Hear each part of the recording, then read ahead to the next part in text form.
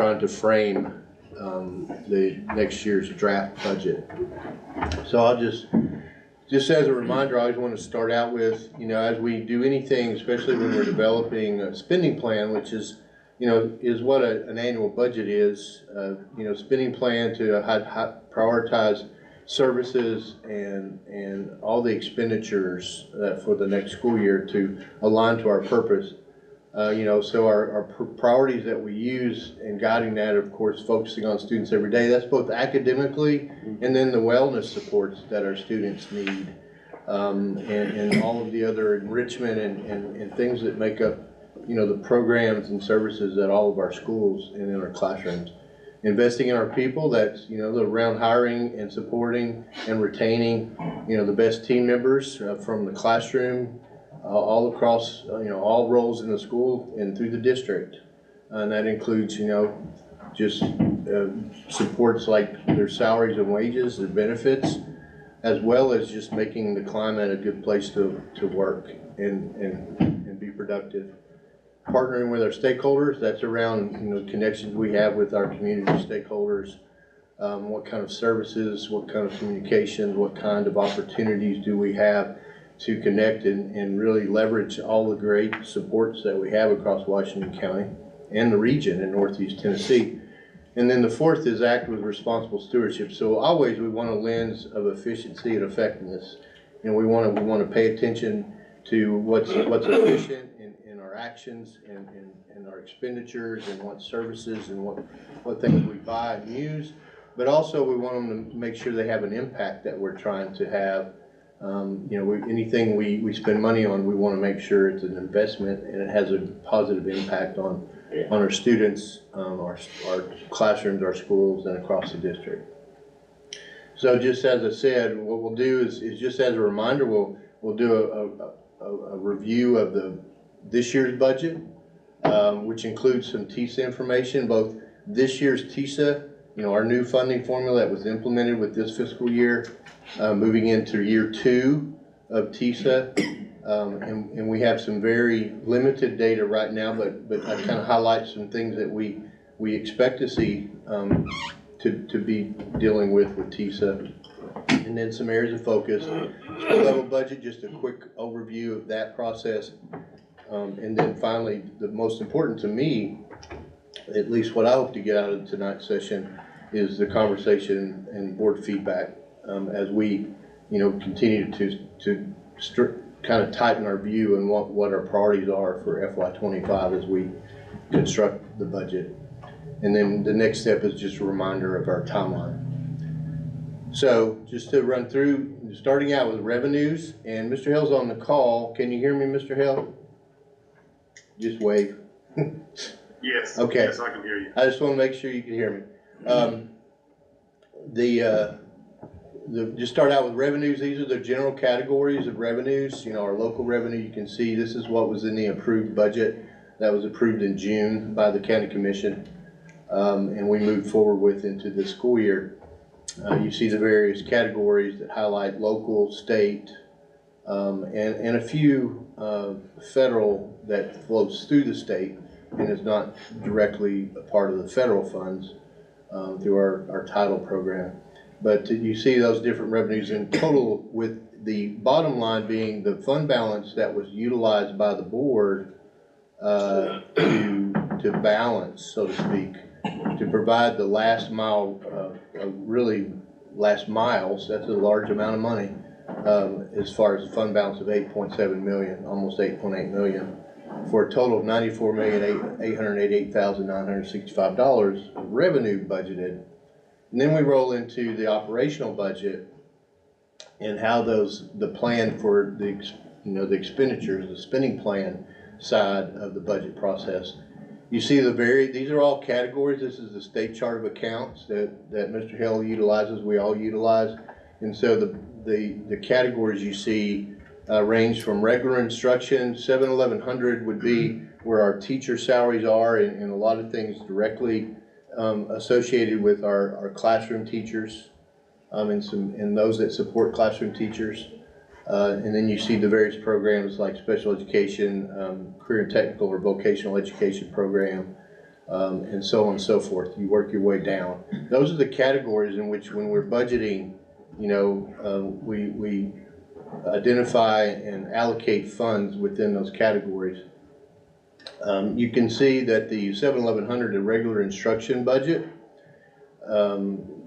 it was budgeted $55,700. That's because, like I said, that's where the teachers' salaries and benefits, the greatest cost that we have are our employees across the board, and this particular line item has the bulk of those. So that's why it's such a large amount. You can see to the right on this chart, we had the first quarterly report. You can see the expenditure was just under $5 million, but then you see the second quarterly from October to December, it was larger, and mainly because, you know, the first payroll goes out in September. So from July until that September payroll, it's obviously less than when we're in a regular payroll cycle in October through December. But, you know, and that runs all the way down through there. So you can see that total budgeted expenditure plan is $94,888,965. So that's what we're dealing with as far as this year's budget. And you can see through the progress, we're 50% of the year is through the second quarter through December. But if you were to go and calculate most of that, or even the overall numbers, it's less than 50% of the expenditures, because we also have back-end expenditures at the end of the year that brings that all in. So it won't always be equally divided by quarter, you know, about where you are, but it certainly is important to monitor our expenditures throughout the year, of course. So as a reminder, so going back to the revenue, a lot of the state funding and local funding is part of the TISA model, the Tennessee Investment and Student Achievement model that we implemented from BEP. That was the one that was implemented in the early 90s until last year. And the big difference is this is more focused on a per student funding approach. And so it breaks down into categories or into components. And so the bulk of your funding in school districts across Tennessee, public school districts across Tennessee, bulk of the funding, all of it comes from student enrollment or average daily membership, ADM. And that number is multiplied by a base fund amount of $6,860 currently to give us that base fund allocation that I will highlight in a second. And then there's another component that's weighted funds, which breakdowns is by student needs. So, for example, low socioeconomic or students that are in families that have a low socioeconomic status, you know, their home income is below a certain level, then there's a weighted amount that is funded to school districts for students that fall into that category. And then there's various levels of services provided to students with special needs. So additional funds are weighted and applied to students that are enrolled in our school district. And as you see, it's 10 different categories. All of them have different weights. And that both the base and the weighted funds, I want to point out, that amount is shared between the state and the local funding body. 70% for the most part is state, and for the most part 30% is local. So the local contribution, so when we say 6860, to get an idea of how much local I guess requirements are of that 6860, you just can multiply it times 30%, and that's the amount that is the expectation of local contribution. Go ahead, yes sir. For the category in which we receive extra money because of lower income, yes sir. How do we know? Based upon free and lunch applications, or well, and that's a process, and it's really driven by what's called direct certification. So if they're receiving services, government services through other departments in the state and other agencies, you know, we do get that number, and that determines the level of what identifies the socioeconomic level of our students. Free and reduced lunch has a component of that, or it's a component of it, but really the funds are generated essentially for us by the access these families have to these other agencies. Thank you. But we got a glare. Sorry. Yeah, Thank you. David's eyes. Yeah. Sure. Thank you, sir. So as we work down there, just as a reminder too, the next category is direct funds, and there's a list of funds that include, for example, third grade literacy support. So then, and so for example, based on the new law, we have students that have to be involved in additional supports like tutoring, and based on the number of students that meet that category, we do get additional funds. Not much. It doesn't cover the total cost of what we have for tutoring those students and providing additional services, but there is additional funds that come to us to support the increased needs for students, say, in that category. This is also where CTE is funded. So right now, say all CTE enrollment in our programs is funded at a $5,000 per full-time student. So as an example of that, a full-time student would be basically, on a day, a full-time student is attending a class each period. Well, and when our students are enrolled in CTE programs, they're not all, most of them are not in a CTE class all day. So it takes fractions and it adds it up to what's equivalent to a full-time student. And then that is multiplied times, right now, times 5,000, whatever that full-time equivalent is of students enrolled in our CTE programs. What's going to change with this, and not this year, they have announced that they're going to maintain it at that $5,000 per full-time equivalence students. But they're going to start they will begin differentiating by the level of the programming. So if you have a program, say a CT program, that in your region or the workforce need is very high and is considered a high wage, high need program, students that are in those programs, the funding would be at that $5,000 per student full-time equivalent student rate. But if we have programs that aren't identified as a regional high need and high wage position, it would be funded at a lower rate. So they're going to start differentiating that per pupil funding probably, well, obviously not this next year, but it will be, it is expected to be instituted in the next fiscal year, which would be fiscal year 26. So the tutoring will be funded for this next year? Well, it will continue. We will get some supplemental support through direct funds to meet both the intent and the requirement of the law to support our students with tutoring. And then also the summer school sessions. We did receive word that we can expect funding as we've received the last 2 summers to support summer school, but there's no guarantee after this year that will be the case. It'll be an annual discussion, and we will have to wait till about this time next year to be informed if we're going to have funding for the next year's summer. We're good this year. Yes, ma'am. We were notified that we can expect to receive funding like we did last summer, which is good. And the final is an after the fact. It's another component that's outcome-based funds. It's based on student outcomes from the previous year. And we, as you all are aware, for example, the accountability designations were not released until 2 weeks ago from last year. So that was the reward school status and so on.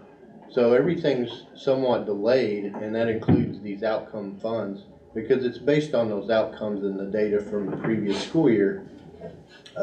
We did receive some outcome-based funds, and we will receive our last, disbursement. We're expected to receive that in March, and I have a slide upcoming that kind of highlights how much that is. But that's not accounted for in our budget. It's essentially, I don't want to call it bonus funds, but being outcome-based, it's funds that you don't necessarily budget, because there's no guarantee that you will achieve a certain level of funding. So it's just added to the fund balance? Well, right now that, and Mr. Hell and I have discussed, the board's already committed a significant amount of fund balance into this year's budget. So these outcome-based funds, from my view, until or unless the board directs otherwise, it's just more or less going to be designated to go into fund balance. Because we're using it. Yes, sir. Yes, sir. It's helping, replenish that commitment that the board has made. So just a quick glance of what this looks like in last year's funding, this current school year, TISA model. You can see those amounts. The base was 55 million. And remember, base and weighted funds that you see up there, the expectation is 70% of that is actual state funds, and 30%, around 30%, is local funds. And I say around because across the state, depending on the ability to pay based on local revenues and industry, and just an index that is determined by a group called TASA or CBER group. It's a state, basically a state advisory council for economics. They determine a community's ability to pay, and Washington County's is quite high. So ours is probably very close to 30%. If it's a distressed county, it'll be much less than that. Local requirement would be much less, and it's calculated across the state. So ours is really probably very close to the actual 30%. You see the direct funds that we received based on those categories that I've listed there: the K-3 literacy, the 4th grade supports, the tutoring supports, the CTE that I mentioned, and then we get some support, or we get some funding for the administration of ACT testing. That total amount was 3.6 million. And then you see the outcomes funds. This is what we received at this point. We got notice around, I guess, December, January of our first disbursement, and then there was a February notice, and then we received a notice for what we should expect for March, and our total amount that we are receiving is $806,736 based on last year's outcomes. So certainly welcomed additional funding, but as I said, knowing how we budgeted, if we had not used our fund balance, then certainly we would have wanted to present to the board how we would want to direct those funds. But because of the fund balance, right now the plan and recommendation is it just goes into our fund balance. And then finally, just as a reminder, no matter what the calculation looks like in TISA, local funding bodies still have what they call a maintenance of effort requirement. In a very simplified definition, just as a reminder, it must match at least what they contributed the year before, unless there's a significant change in enrollment. So, in Washington County, that MOE, that maintenance of effort amount for the previous year prior to 24 was 33 million. So that's the minimum local dollars that Washington County applies to Washington County Board of Education, Washington County Schools, local funding. Is that in line? Is that? Yes, but I will point out too, when we get our final TISA funding,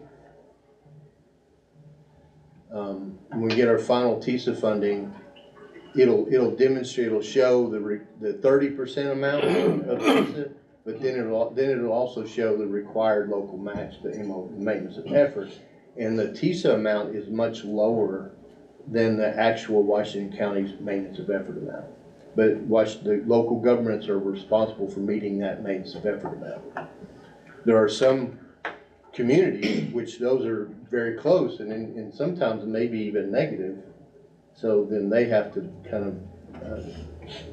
they're kind of on notice that they have to address that gap, the local governments. But in our case, in many cases across the state, most funding bodies exceed what that minimum TISA local contribution will be.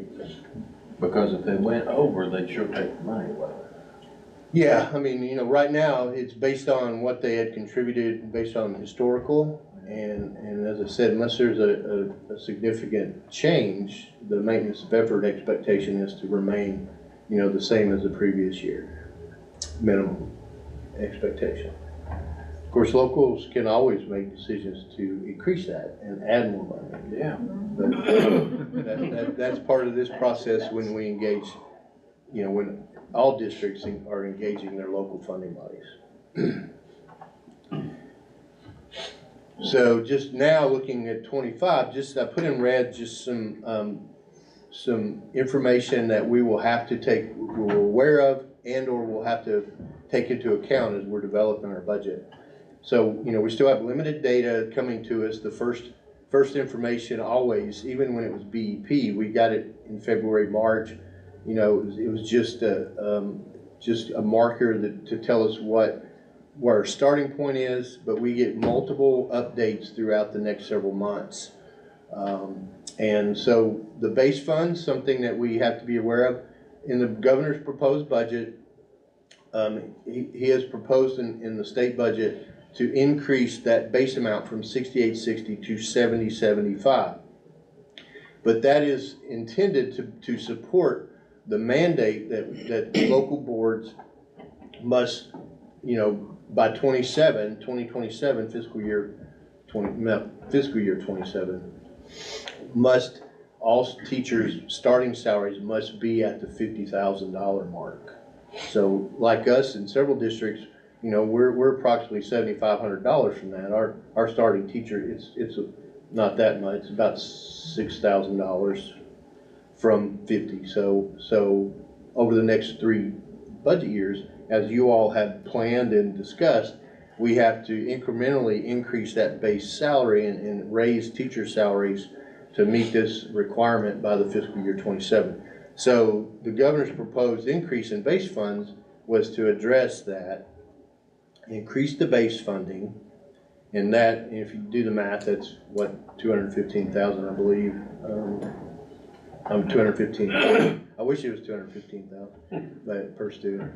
But anyway, as a reminder, that increase is divided 70% state, 30% local. So the total amount that we'll see is a result of the 70% state and the 30% local. We'll get a percentage of the 1.8 roughly. Right. On the increase. Yeah, it'll be somewhere in that neighborhood. Yes. The next one, the weighted fund, just to point out, we have received the February preliminary data. What's on our radar, and it's not just in Washington County, it's across, in talking with other superintendents and our data manager in their circle, in her circle, many districts have seen a significant decrease in the total number of economically disadvantaged students that are being used to calculate the weighted funds. In our case, it's 300. So that's a significant amount of money. It's about $800,000 right now. That's less than last year because of a decrease in the number of students that are identified as falling into that economically disadvantaged category. Is that due to graduation? No, the reason that it's impacting several districts, if not every district across the state, is apparently there was some changes in how the state codes these students, and they also rolled out another layer of government support and called Medicare free or Medicare free and Medicare reduced, and those students were still economically disadvantaged. They were the same students last year, but because they've added this additional category, those students have been pulled out of our category right now. And so the feedback everybody from the district level is giving to the state is, number one, why?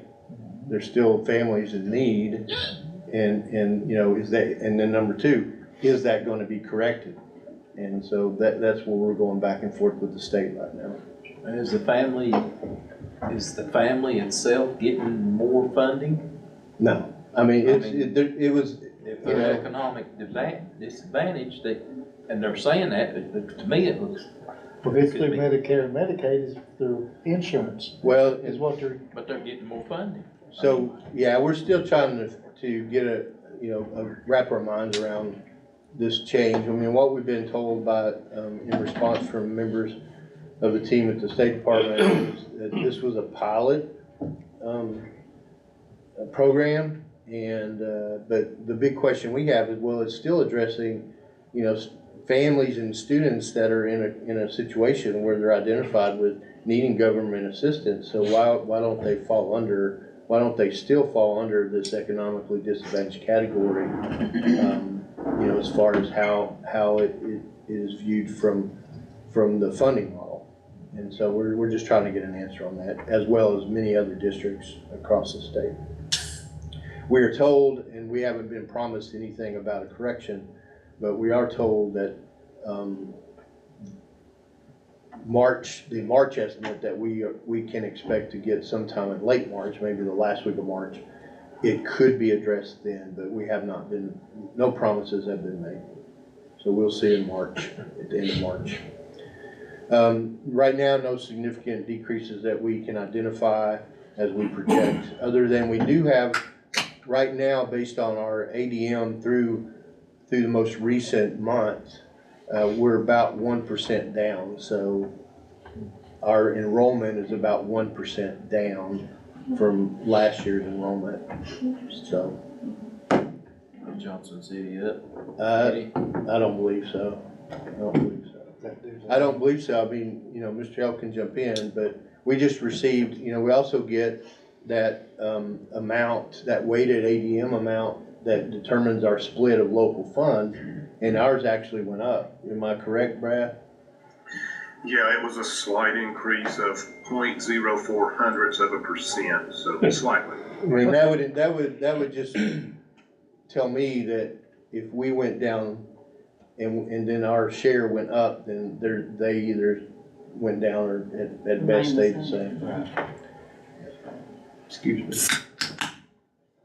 And then finally, we won't, of course, with outcome funds for next year, for fiscal year 25, it's determined by the spring assessment, so most of it is, and we won't, of course, have that information at best until July, but realistically, based on historical precedent in the last few years, it could be August, September, October, November, December. We don't know. So in our budgeting process, we can certainly look forward to those funds, but we can't include them in our budgeting process. So before I move on, any questions about TISA?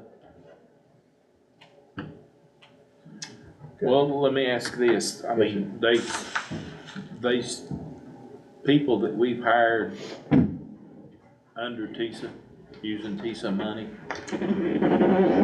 is that going to be funded again for this budget? Or are we going to have to make cuts, or? That's the whole budget process. There's nobody that's funded by TISA money. The board determines how TISA money is used to pay. I thought we had people. No, there's no categories of the TISA is just a funding model. Yeah. And nobody's hired. Okay. you might be Outlined thinking in ESSER TISA. money. How about ESSER? Right, that's. Yeah, That's that's coming up. Yes, sir. Yeah, Yeah. okay. No, but I understand what you're saying. You're asking now. Yeah, it's the federal ESSER funds will sunset, essentially June 30th this year. We'll have a window of time to close everything out, but for the most part, the way everyone's approaching it is everything has to be, the funds are no longer available after June 30th. But we put people in place to help our system get better. Yes, sir. With ESSER money. Has it proved that it's got us better, and are we? Mr. Pointer has a question. Okay. Go ahead, Chad. Let me ask you a question, Jerry. That increase that the governor's given for the money, and it's supposed to be split at 30% on the local level, since they're already paying above and beyond what the state requires, will they have to increase their funds, by any amount to fix the teacher salary part?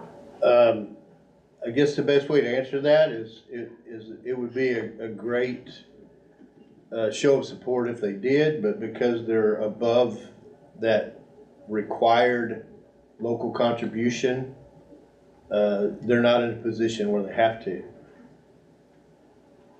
Well, so could we come up with a number and say, all right, this, you know, the 219,000 or whatever that the state's giving extra, the 20 or the 30% split would be what, 70 some thousand, is that correct? Somewhere in that range? Yeah, Could we go? yes, sir. I mean, we can highlight that, and especially as we prepare in engaging the commission. We can make sure we pull that out and show that cost. Yes, sir.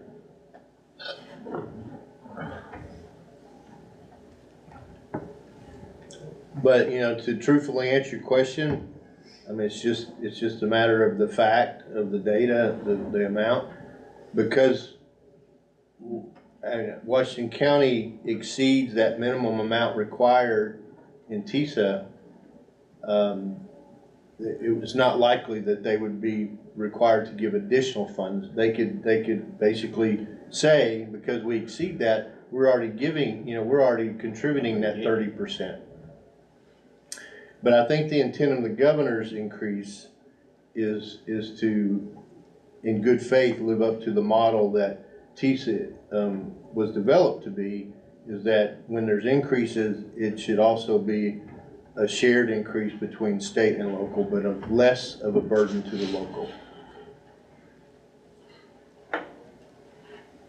But we're being year 2 of this new funding formula and these new conversations, so, you know, we have a lot of discussion ahead of us, I believe.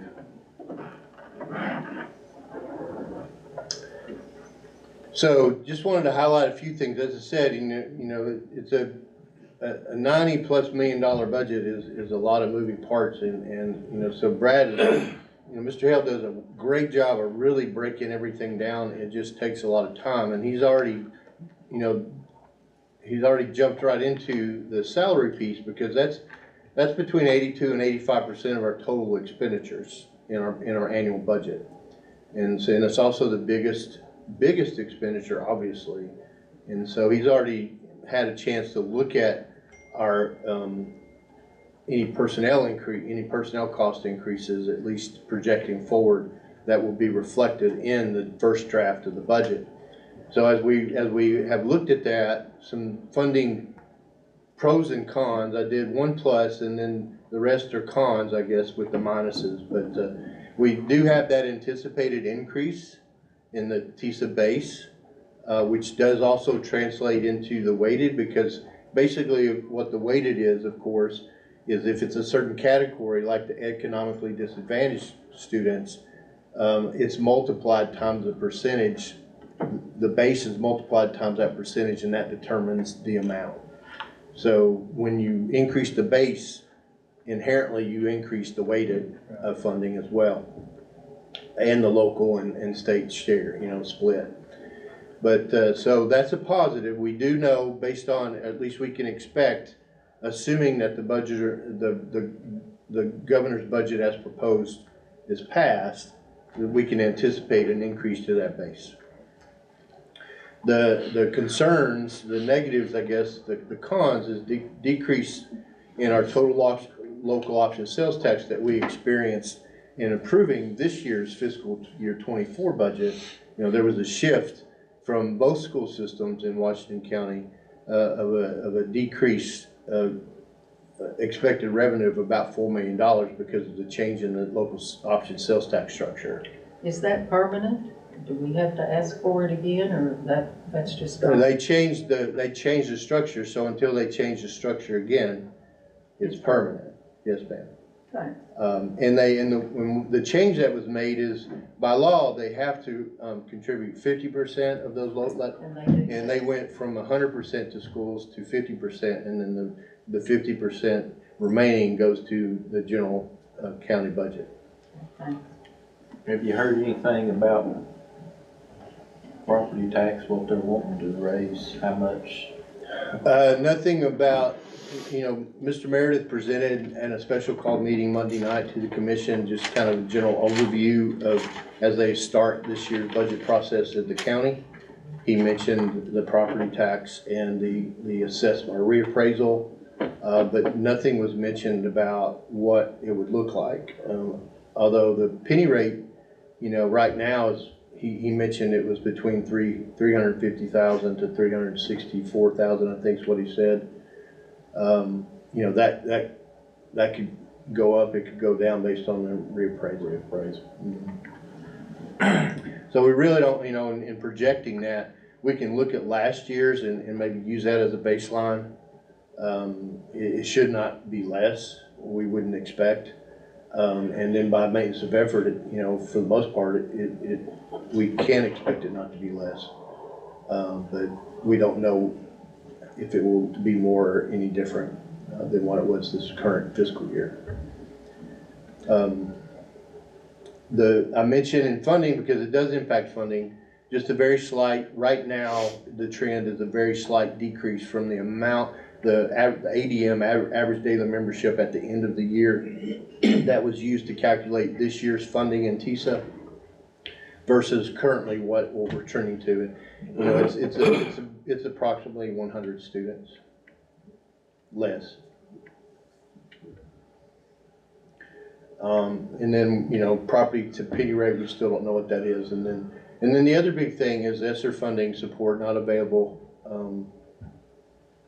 I meant to say beginning FY25 and beyond. It ends this year, as was scheduled and certainly communicated. So the expenditure piece, just to highlight those. So what I refer to as scheduled increases, these are, basically required increases, so they're an approved annual step for the employees, and are in this case, in that first line, required teacher salary increase, to meet the mandated level of base pay by 2020, fiscal year 2027. We need to make progress each year, and so the progress for the teacher salary line this year is an increase of 1.627 million minimum, just to stay on pace to both meet the cost of the existing step increase that all of our teachers moving from one year to the next would attain, and then also that increased amount, so that by 2027 fiscal year we can be at the minimum required teacher salaries that reflect or would be reflected in the minimum state salary scale. That's no kind of pay increase, that's just step increases. That step increase is a little over $2,000 per teacher to get up to 50,000 in their salary. Yeah, But nothing to the non-certified. no, that right there, what that reflects, that 2.4 million reflects the required increase for the teacher, everyone that is defined as a teacher in their salary scale and the increase, and the step increases for everyone else that is not in that category. Right. Both our classified support staff and then our certified admins. Well, I'm just curious, you did mention that some of the systems that didn't have the ability to pay, they're still required to get theirs up to the same. Everyone that's a requirement of everybody, every district in the state, every board in the state. And some have already exceeded. So, then they'll be challenged with continuing to try to grow. I mean, they can still make decisions and probably will to grow their teacher salaries, but as far as meeting that mandate, there's some districts in the state that already surpass it. Yeah, oh yeah. Thinking on the other end of the spectrum. Yeah, the lower end, it's a bigger, our challenges are certainly there, but some districts, it's even a more immense challenge for them. The increase that was mentioned, the proposed base increase in TISA, I know they're going to be challenged to make make that movement over the next 3 budgets. So that right there would be what I would refer to as scheduled increases, so 2.4 million. So in addition, these are minimal improvements that did not include the salary increases, the required salary increases for our certified teachers. That was in the last one, because it's both an increase in improvement, but also it's also very required, it's necessary. And then the next was just a very minimal, just as an example of what 1% would look like. So if you took this amount and you said 4%, then you can just multiply times 4 and get that estimation. So just as a baseline, we Mr. Hale put together a 1% adjustment, and that's an adjustment to the step to just change, them moving up and changing that. Basically what some would define as a raise, but it's just a 1% increase. So the cost there, as you see, is for the admins, the certified admins, is $34,000 in that category of groups, and then in the classified is $125,000. Are they any kind of increases in the insurance? I don't believe we've received any. Have we received insurance increases yet, Mr. Hale? We have not received any information. Typically, it'll take April or May before we get that. I typically will budget a 3 to 5% increase just in preparation for that. I believe last year it was 5%, which I'm glad we did, because we did get a pretty significant increase. Yeah, and remember that it's also occurs in January. So when we budget, and we start in July, the increase will happen in January. Mr. Plater? The admin on the previous page right there, is that everybody that's, I know last year when we give the raises out, we raised some people's salaries. All managers, were they in the admin? Is that the reason why some of those got? In your calculations, Mr. Hill, in the admins, were you including the non-certified supervisors, or are they included in the other category? The non-certified supervisors, and there's not a lot of those, but those are included under classified. Okay, I can support and separate classified. those out if we need to. Right. So that would be, So it'd in be this, on the in my turn, I changed Mr. Hill's terminology, support, but that's the classified, the non-certified, whether it's a supervisory role or an IA or a secretary, another support type classified role. But didn't last year when we done the temp, or, the higher end on the admin scale, didn't they get bunched up into that somehow or another? They did, but we this right separate. here is just the step increases based on the approved scale that you all approved last year. So that's the annual increase of, in the scheduled increase based on the approved salary scales. Okay. Yeah, and then those non-certified supervisors would be included in that support category right there. On the next one. Oh, okay, in the support right there. On both Yes, of them, really. I that's why I put in parentheses, because I noticed one slide I used the word support, and the next slide I used classified, so I just used both in this slide. And I added that support in the parentheses. But so that 125,000, that 1% increase would include those non-certified supervisors as well. So it's about a 2% for teachers certified, and then about a 1 for everybody else. Well, it would not be a 1 on this slide. It's just the scheduled increases. Okay. And then, but you're right. If you calculated Be a close, percentage, yeah. it would range, because as a teacher is with us in their Right. longevity, the percent will go down if it's a flat rate. For example, we're calculating a little over a $2,000 flat rate increase across the board for the teacher salaries to get to that $50,000 minimum mark by 27. So if you're on the lower, earlier career, it's a larger percent increase as it is on the later in the career. It's just a flat across the board.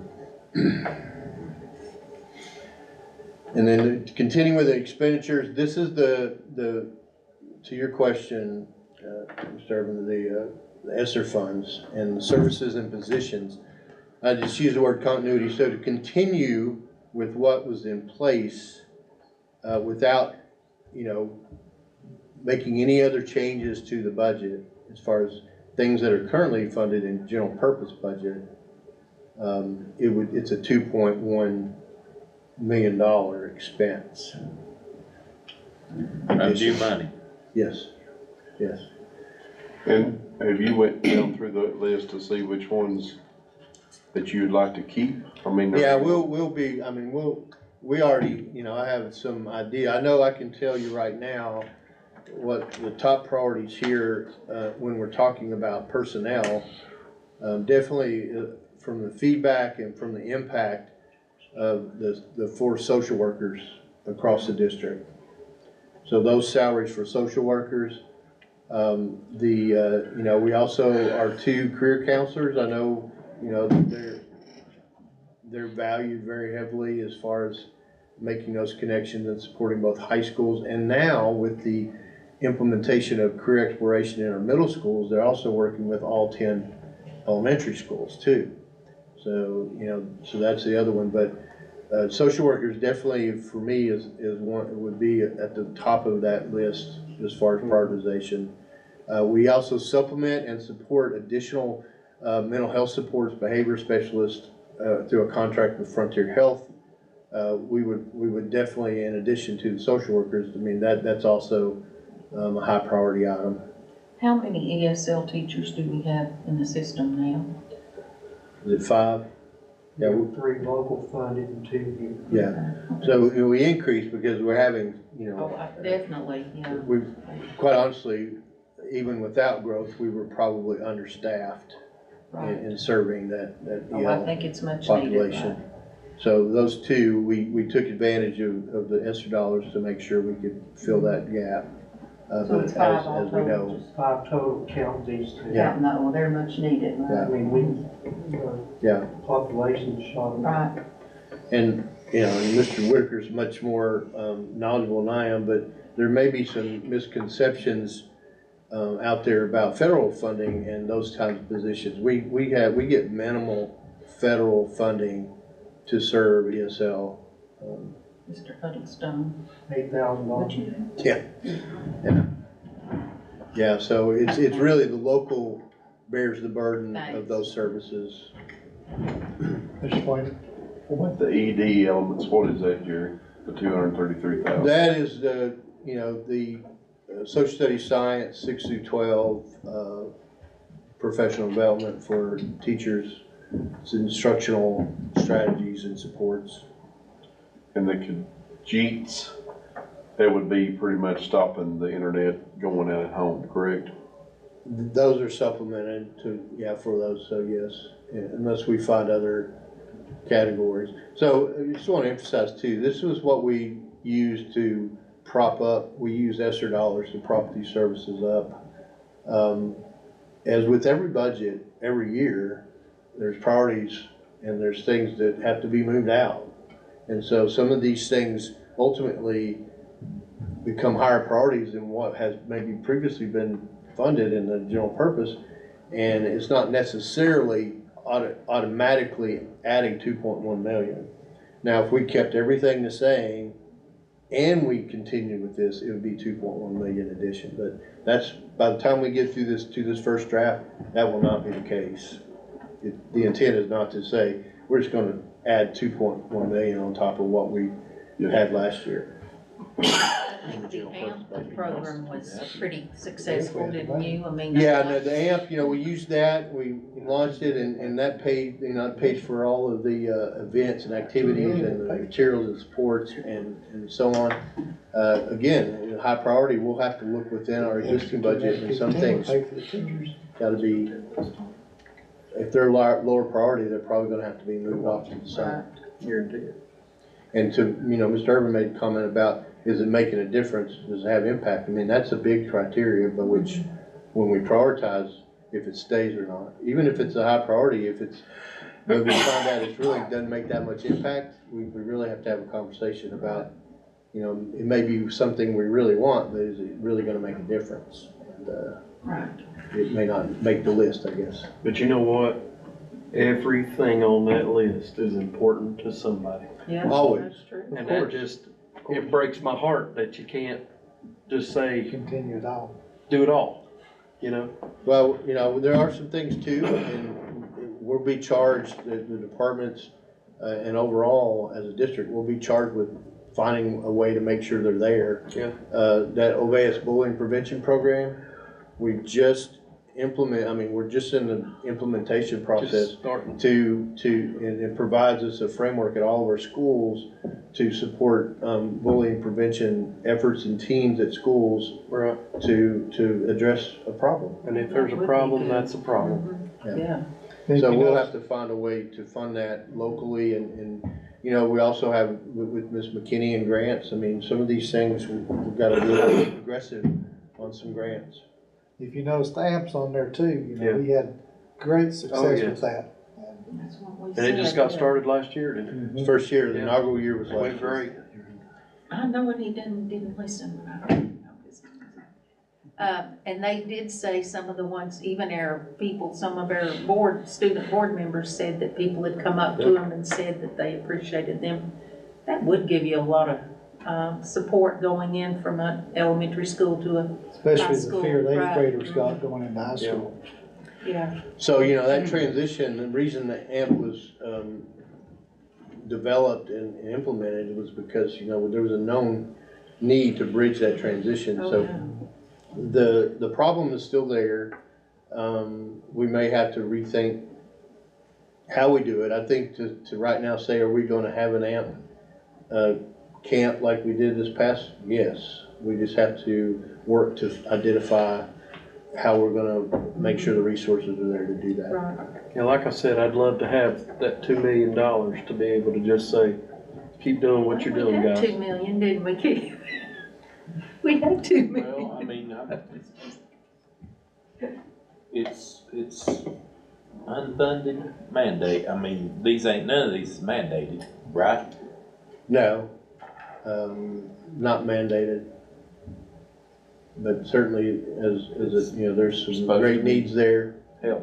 And that's why when we're looking at things that may have been done for a while, if they're not as effective or they're not as high of a priority, then there's a serious discussion about those things not continuing. Right. 5 high dosage, low ratio tutors. Yeah, that's our tutoring. We have, that's the amount for full-time folks, and we can divide them up, so we can use, you know, as a full-time position, we can divide it in a part-time position, but that's the projected cost, for That's that. got their insurance and all that added. If they're a full-time employee, yes, sir. Yeah. But, you know, that's just the total cost in that form. Yeah. Lexia is something that our schools are using to support their literacy. To me, that's going, especially based on the school's budget request, almost every elementary school had continuation of Lexia as provided by the district in their budget. So it definitely indicates a very high priority and need that is coming up from the schools.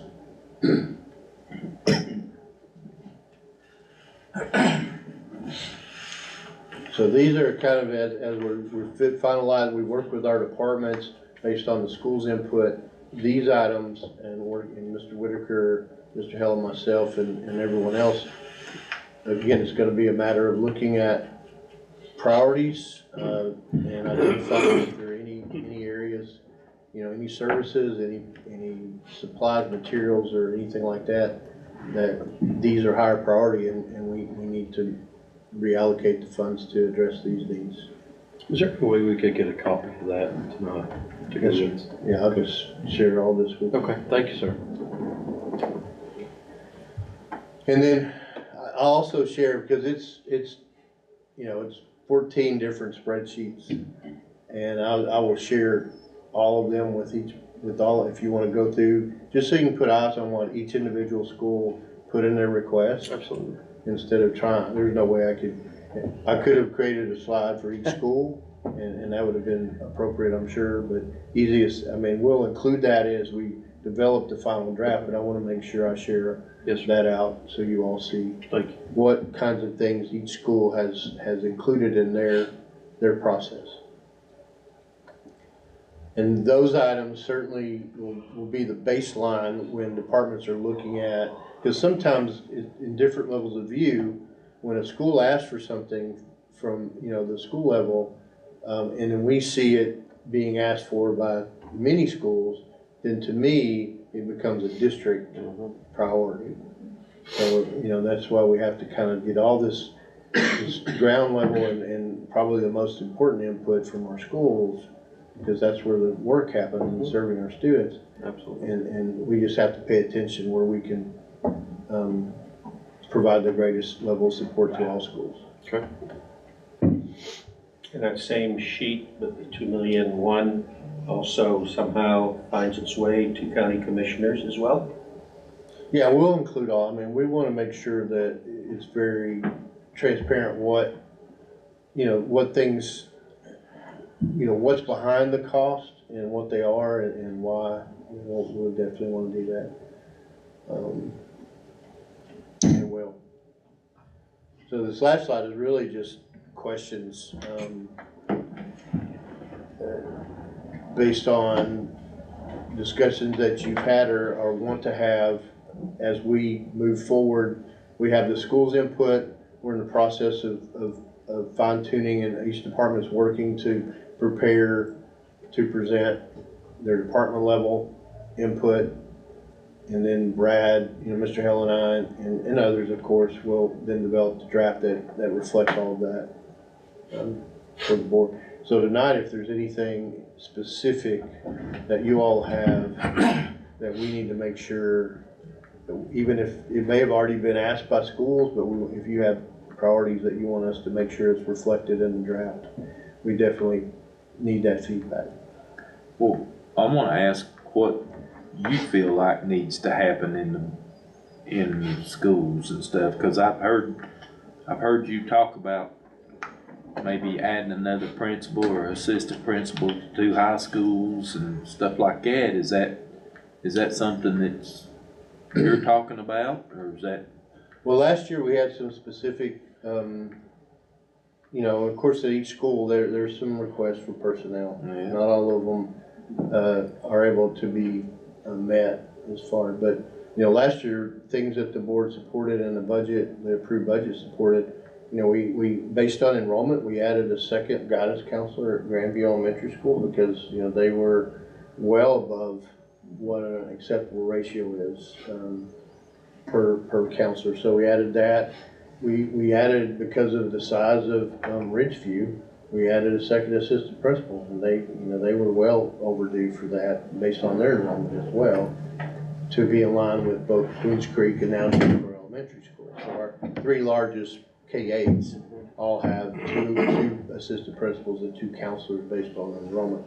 Grandview only has one assistant because it's right at that line. It's below the line for a second assistant. And priority-wise, it was a priority to add a counselor before we added a second assistant principal. Well, currently we have a principal and how many, three assistants at Boone and Crockett? The two high schools each have 3 APs and one principal, of course, 3 counselors at both high schools.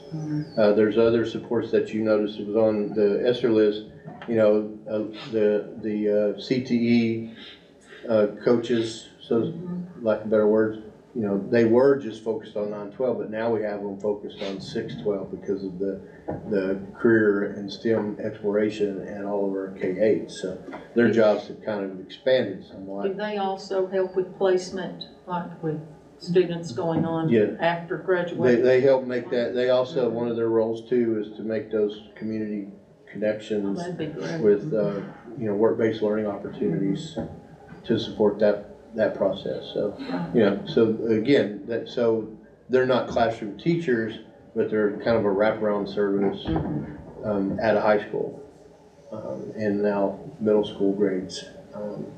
But we also there are some things that somewhat just disappeared prior to me coming in, but the services have increased and the need has increased. So we haven't had a full-time person that's over, that is, I guess, the leader and responsible for our intervention programs at all of our schools, overseeing all that, as well as now what I would call acceleration, which is our tutoring program. So, we really are short of hands, so to speak, in that respect. And previously, there was a full-time person a few years ago in this district. And then also, we had, through retirement, we're I guess -1 down 2 from another district role. And I can see where the need is there. I'm always very hesitant to add district people, not because they're not needed. I just know we have to look deep into the schools first and are their needs met first. But district leadership roles support all schools and all in the programs by which maybe they're leading. If they're being done in the schools, there has to be some kind of daily leadership. Principals certainly are part of that, but they can't. They have so many other irons in the fire in a day that they need that support themselves to help support teachers and students. So, looking at least one district position that would be focused on intervention and tutoring and acceleration, learning acceleration. What, I guess my question is, and not knowing whatever schools ask for, but like caseload on the guidance counselors or the therapist, people that talk to the kids that are in need or got things going on and stuff like that. Do you get that information to see who's being worked to death and who's not? You know what I'm saying? As far as caseloads and not mismanagement of time, but who's actually, is drowning. Well, we certainly, with it being a new service to our school system,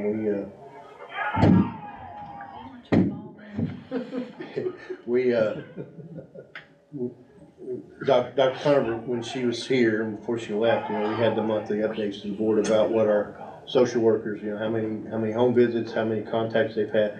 We'll continue with that. That's been some data that's been interesting.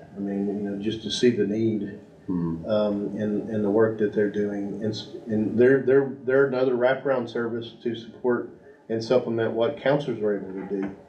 But nationally, most districts, especially in Tennessee, are so far away from what the National Counseling Association, ASCA, says is the appropriate ratio for counselor to student. It's 250 to 1, and we're nowhere close to 250 students to 1 counselor.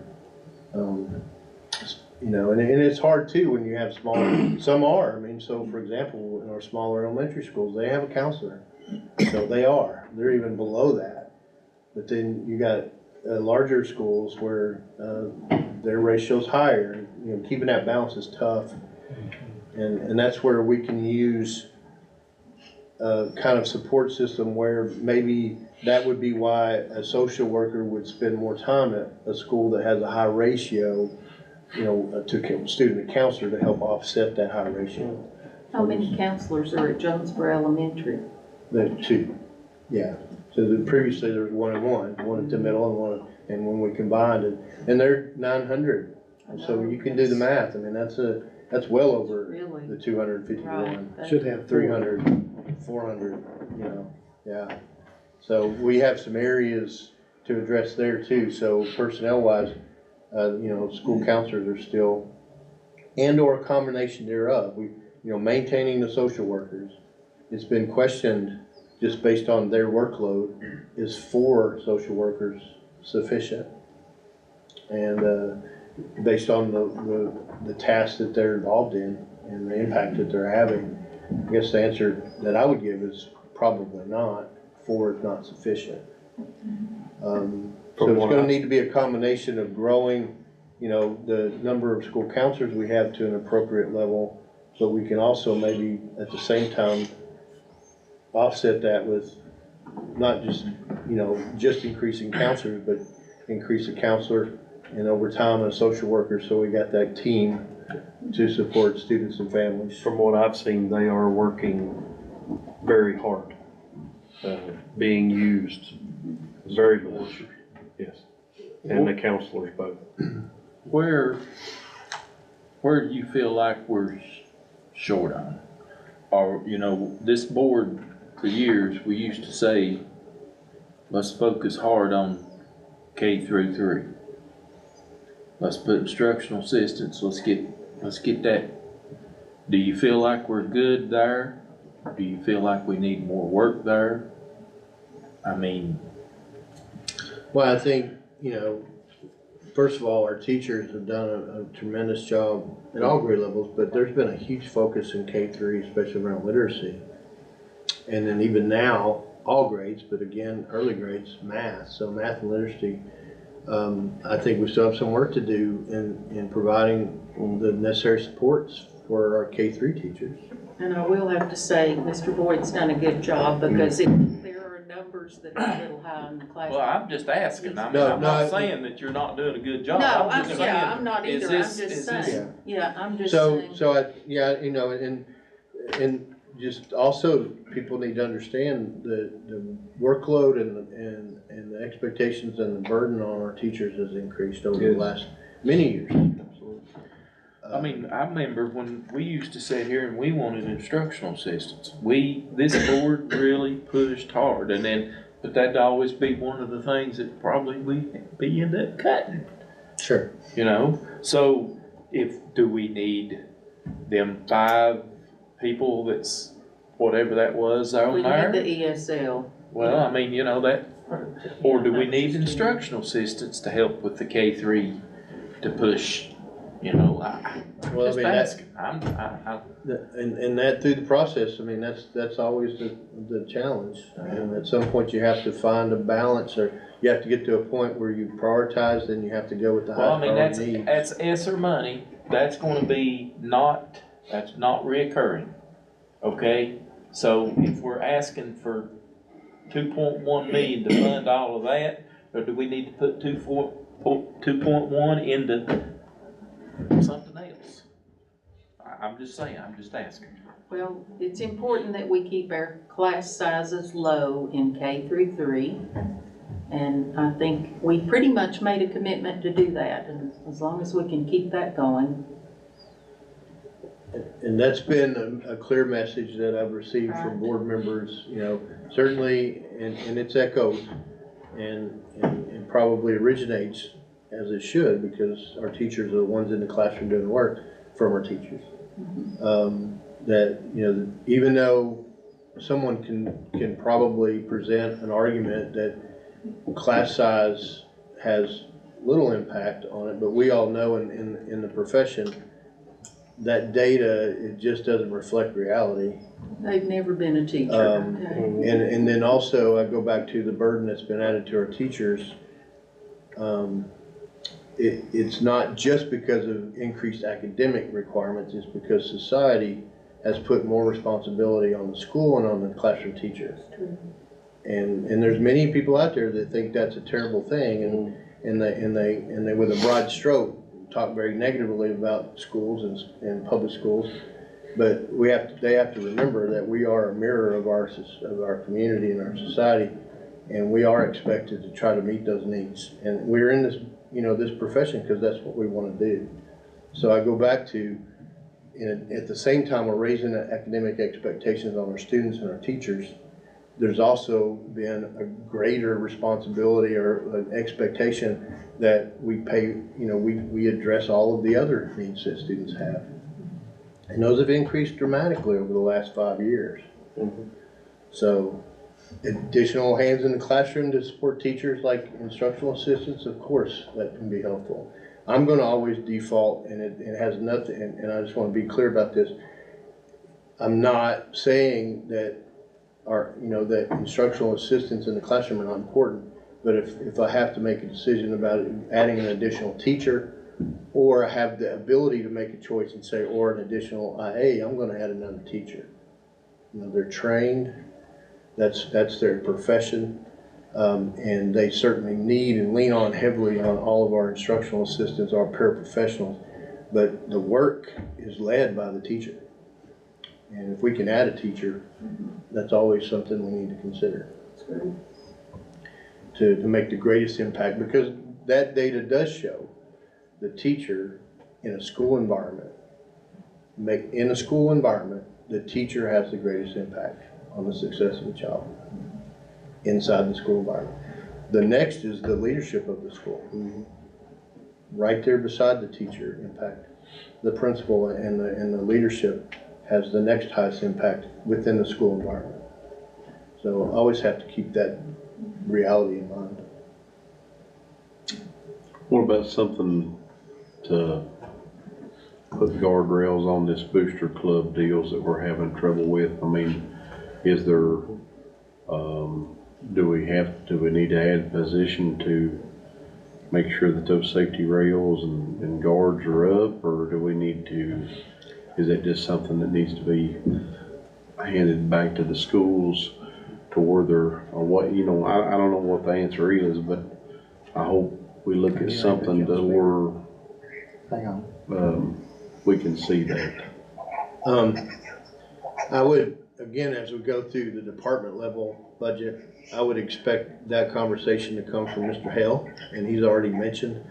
I don't necessarily know if we're at a point where it requires an additional person, but I know it's right at that cusp, because not just because of our problems, but the problems are there because maybe we didn't have strong enough oversight across the district, and that could be, and sometimes, and a lot of times that's because of manpower, or woman power. So yeah, I would expect that might come up in the finance, the business and finance department discussion. Do our athletic directors have any correspondence with these people or not? You know, that could happen, but you know, fiscally, the financial side of it, oversight of that, no, they're not in that loop. Okay. I don't know. And I think in general, you know, particularly to those kinds of groups, you know, they're separate entities, and they're supposed to have their own bylaws, and they have to meet certain expectations, and certainly the comptrollers of Tennessee will get involved and has gotten involved when an organization is not, you know, is violating public trust. They're going to get involved, and they should. But it's our role to support and guide. And you know, Mr. Hale did do this fall for our organizations just a training, and that's something we'll continue to do, if not more frequently, with the leadership, the officers of those booster groups. Just to, you know, they want to do most of them always want to do the right thing, but you know, it's difficult. They're volunteers. They have a lot of expectations on them, and we just need to be available to provide the right supports.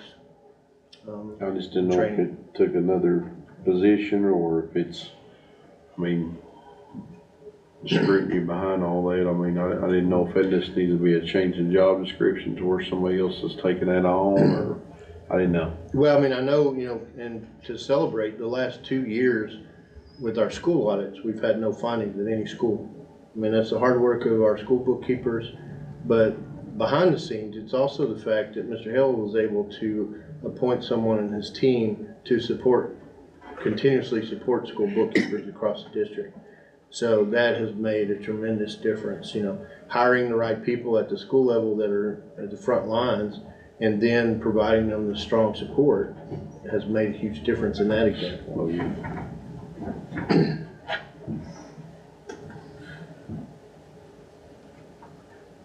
That's the importance of getting the school budget requests.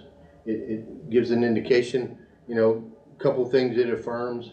As I mentioned earlier, when we see requests from schools that are very the same request, that it tells me as a district that becomes a district priority.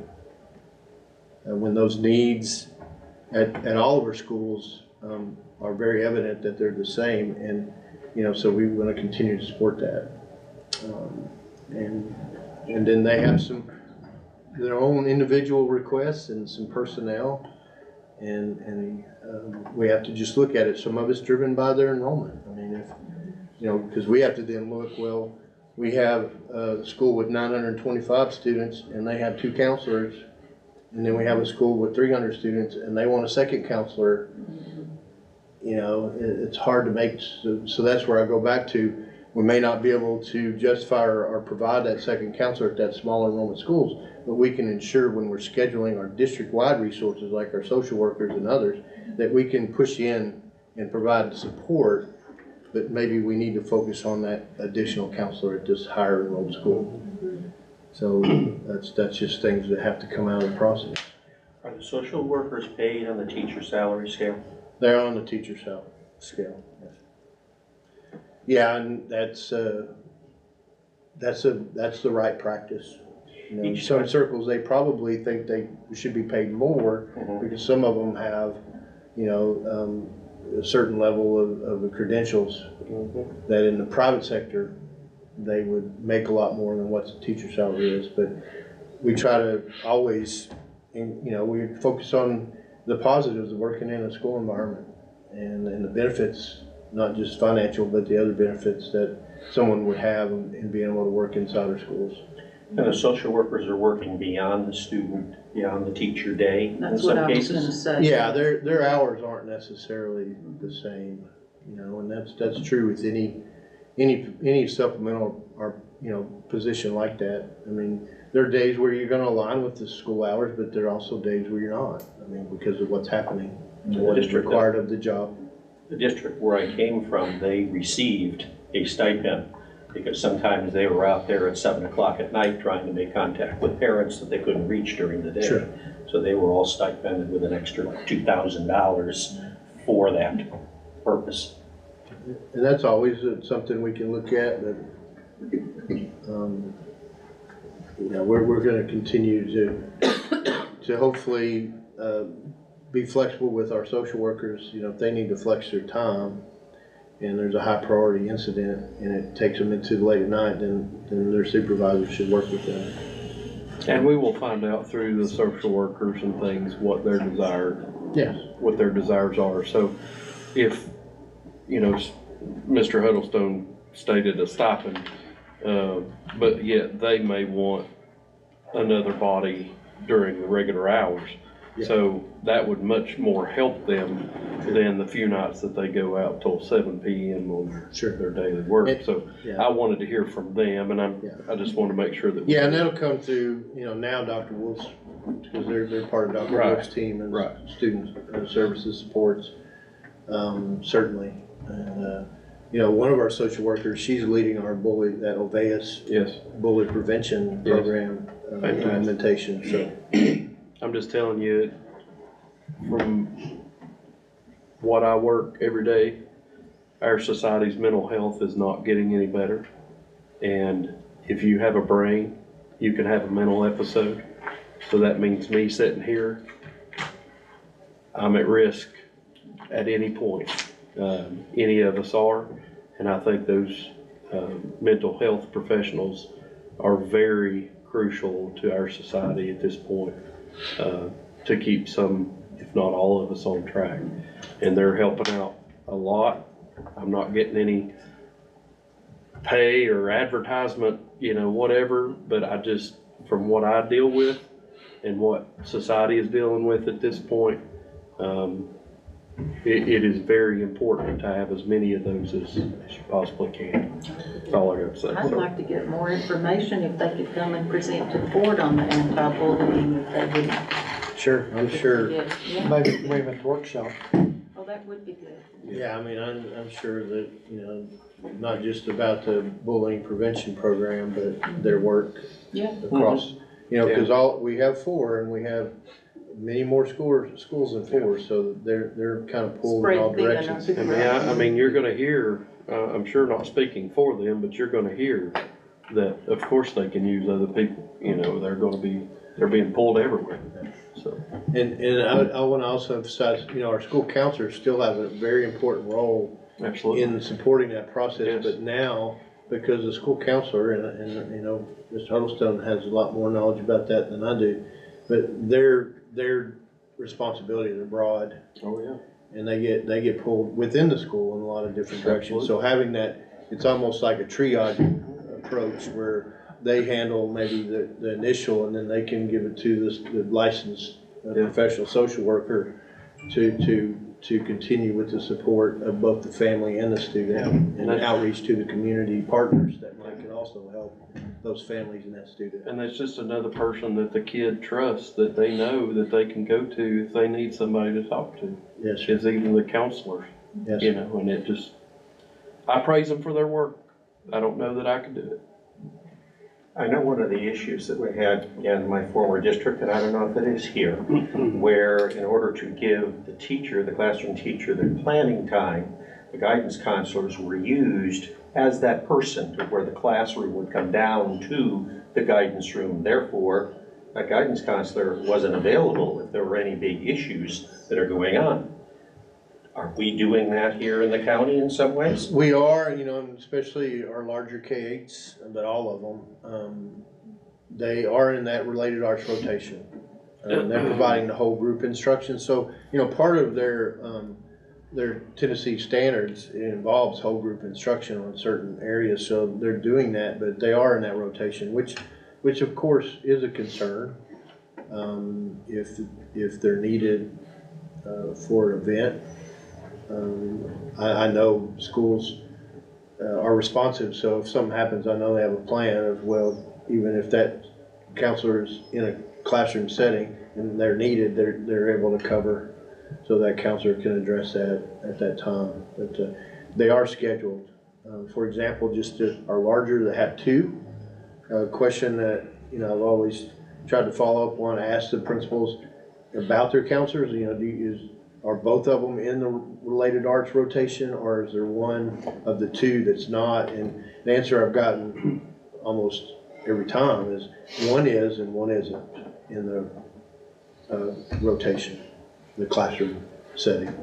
I know when I finished up at Woodland, they had a plan where if there's an emergency and a all points bulletin, they had a responding crew to that child classroom, Right. And they'd end up having some of the RTI people then leave and go down to cover that class so that person could be Sure. released to do that duty. Yeah, and we have the school crisis response teams Right. and members, counselors are members, and many other It's good stuff. many other folks. So that would be part of that plan. So if a counselor's engaged in a classroom time and they need to be involved in that process, then somebody's gonna go relieve that counselor and let him or her get to the incident. Any more thoughts on the budget? So next time, we're gonna be able to see the individual schools. Yeah, well, I'll share that with you, I think you're in your gonna own give it to time us. if you Okay. can. And then we can hone in on in the discussion. Are there any way that we can have a budget workshop, the next one by itself, and not have it with the? Well, if you can, if that's the will of the board, I think it would be better. Because by that time, Totally. next 2 weeks, Mr. Hill and I will be, we'll be wrapping up the department input, and we'll be building basically the budget reflects the input, and that can be the focal point of the next board conversation. So 2 weeks, that's gonna put us in the middle of March, and keep in mind, the last week of March is spring break. So really, the only time we've got is the week of the 18th, Can we do it that Wednesday after the the 20th. 20th?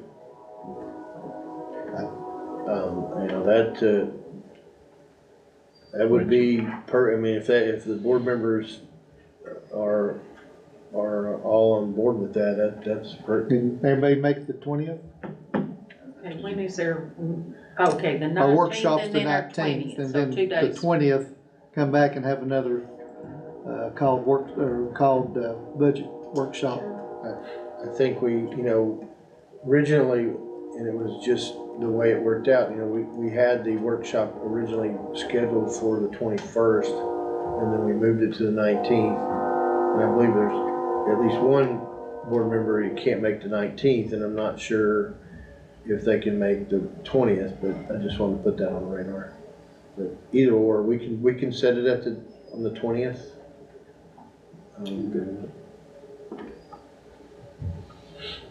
Just have Jennifer call, that's all I can say. Yeah, well, for right now, we'll go ahead and schedule the budget workshop for the 20th at 5, and then we can go from there. So in our timeline, this last slide, just as a reminder, where we're at, you know, we're still the last mile, so to speak, of pulling all the input together to develop the first draft of the official budget. But we'll have that in draft form and that'll be our goal. Mr. Hell and I, that'll be our goal by this March 20th budget workshop. If we've already given you input, as I have for a couple of things, you don't need to hear it again tonight, do you? No, sir, I mean, unless you want the rest of the board to hear it.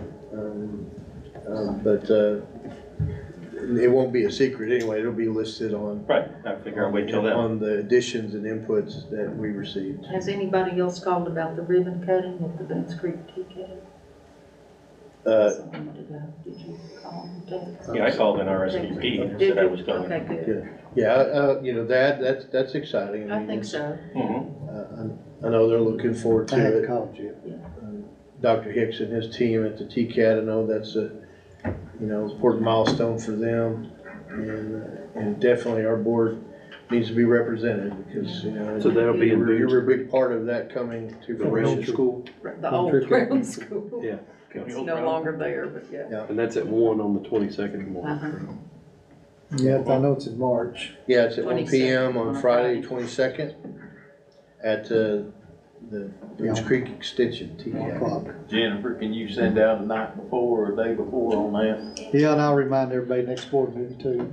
Yeah, we'll On that keep schedule. it on the radar for you. When will you actually present our budget? You have to submit it to the county 5-1, but it actually won't be listened to until the 27th. Yeah, it appears to always be later. You know, by the commission's rules, they have defined May 1st as the date that we're required to submit a board-approved budget. So we will meet that expectation. Well, we'll submit it to them and then they can turn it down and send it back, right? Well, they will want us to present it, and that happens a few weeks later. And then after that presentation, they could give us feedback. That's when they would potentially turn it down or say you need to, you know, it's not in the form that we feel like we can support. Yeah. And then we have to come back to the drawing board, so to speak. But, you know, that's part of the process. But by the end of June, whenever that date is, they will have, you know, the budget where they consider all budgets, county budgets, and So you don't have to submit it to the budget committee first? we have to submit it to the mayor, who in turn is in that- essentially Right. sending it to the budget committee. Yes, ma'am. I sure would like to know what their thoughts is on how many pennies they're gonna do taxes, property taxes. You know, I think that's probably gonna come out of, because they're involved in their process, and I'm sure it's gonna come out. It will. I don't really know what they're thinking, and That's what I want to know. so we will all, the whole community, all the citizens, Yeah. will find that out, You know, in the are next they few gonna months. use us as the reasoning? I don't know. I'm looking forward to working with them to make our education system here in Washington County the best it's ever been. Oh, I like that. Oh, Well, and what we, you know, what I strive to do and have so many, you know, a lot of help is we want to present a budget to the board that has considered, you know, our needs, our priorities, and reflects those, and it's responsible. It may be ambitious, but it's based on our needs and priorities. Absolutely. to make sure that we're continuing to improve as a school system. That's our job. kids. Well, we're looking at passion.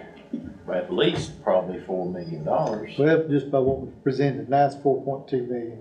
Well, if you just add that up, but you know, the other challenge we have, as I've mentioned, we have to also look at, and I suggested, and it's a process that we're going to ultimately do to the commission is we're gonna approach this as every line item that I listed that showed you this year's budget starts out at 0. Yeah, absolutely. And instead of saying it's already in there, we're gonna vet things and say it goes in there or it doesn't. And then you build the amount in that line item up instead of starting with that fixed amount. Instead of taking it out, you're at. I'm just, Could we have where we're gonna end up at of using that 8.7 million. Right, and Brad certainly will continue to give those projections on the actual use of the fund balance. But, you know, that really, I guess, a strong estimate can't come until a little later. Correct, Brad? I was having trouble hearing that. Can you repeat that? When we will have a really clear idea of the total amount of the fund balance that we budgeted that we needed to use, it won't come until a little later this It's spring. really near the end of the year when we really, and I'll be able to project it pretty close, probably by April. Yeah. We're gonna have, remind them about the stadiums, you know, we're gonna have, our fund balance will be artificially inflated because there's about $5.3 million committed that we haven't started paying yet because the county's paying their share first, so. And that'll be something we'll have to pay close attention to when we're speaking with the commission, because as you all know and have experienced, you know, that's a focus, but our fund balance may look higher than reality because of timing of payment. You know, you all have dedicated, like Mr. Ellis said, $5 million to that project, but because of the way the work's being done and when the payment's being made, it may not be made till next fiscal year. So it'll look like our fund balance at the end of the year is higher than it really is. And we'll have to make sure we communicate that very clearly to, you know, not just to our commissioners, but just in general. Everyone needs to fully understand what reality really looks like as far as what our fund balance looks like. Mr. Flair? Could we have and I just thought of this because my neighbor here, Mr. Pence, come up with, but I think it'd be a good thing, is 425 having a stakeholder meeting and invite the county commission to come over, and any stakeholders that if we approve the budget on 423, on 425 that Thursday, and go over the budget as we've approved it, and just have a stakeholder meeting to where the county commission could be invited and any other people that would like to come and listen to it. And I don't know if this board has had those joint meetings in the past. I mean, I've been involved in those with county commissions, and they've been very productive. You know, just quick Q&A and time to have a conversation. It's an advertised meeting, so it's a public meeting. And it allows the two entities to, you know, one side as far as the board is, here's what we approved for our budget, and have a conversation around those items before it gets into the formal process of the May, June budget process. So we can extend that invitation if the board wants to do that. I think I suggest it's a really good idea. So April 25th? I just said it would be right after, 2 days after, it'd be that Thursday after we approved it, but it'd be a good way to segue and get their support on it. Of course. We've done it several times and they've only been maybe half of the commission show up. Well, which half is that's better than none. I know, but this is a different commission, so that's okay. I'm in favor of it. They ain't no. I think if we give everyone enough time and extend the invitation, do a good job of describing what the meeting is. I know that our commission has certainly their process with the HUE and the budget committee, and then in the budget process, the budget committee. But this would just be an opportunity for the two groups to just have a good conversation around around the schools. But Well, you got the budget committee that will tell us to take it, if we go over, they'll tell us to take it back and balance it. And you got other commissioners that don't have a clue, that ain't heard nothing of the budget or anything. They just hear when they get there to vote on it. well, I hope in the next And if few. they'll come to that and hear Sure. that's good. The next few months, I have the opportunity in the monthly memos that I send the commission that I can focus on things that come out of as we finalize our budget process. I can pinpoint some things just so it's included in that. I realize they get a lot of information and they may not read everything every time and all of it, but we'll just continue to provide the information. Especially the That's all we can mandated keep salary. Yeah, we have to be very clear on that. And Question. it's not just something that we're making up. It's certainly something that I believe we always want to do, is continue to improve our salaries, particularly our teacher salaries. But in this case, we're working on the minimum that we have to do. We certainly would love to do more than that, but we have to do that minimum. The last time, the board members that were at the time that the county gave the rather substantial tax increase, how much did the school system benefit from that? Was it 8 cents? 8 cents? Well, I mean, And the capital. It was And a the total capital of 40. project total about, it was they raised 40 taxes 40 40 cents. cents. and we got 5. 5. They If put not 5 less. pennies into our general fund and 3 pennies into their capital projects. Right. Or, their general fund, 5 and 3. And then they put the rest of the money into or so many pennies to capital projects. So when you say 5, was that then split between Johnson City? No, I'm sorry, and it Washington was County? 3 cents. It was. We got It was 3 lower. cents and they got 5 cents. Okay. That's what it was. That's in the total amount of the Because I didn't county's think it benefited. allocation a whole for lot. education, and that's between the two of our school systems. Yeah, between the two systems. No, it was a 40 cent increase. Sure. Of the 40 cent increase. Yeah, just to, And that's I when believe we it be like it in under education.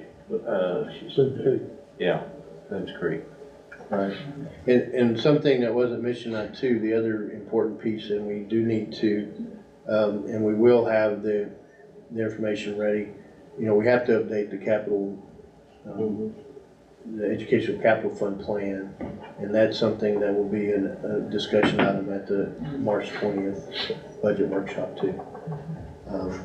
We have it pushed out 5 years, but there's changes that probably need to be made every year, so that'll be your focus.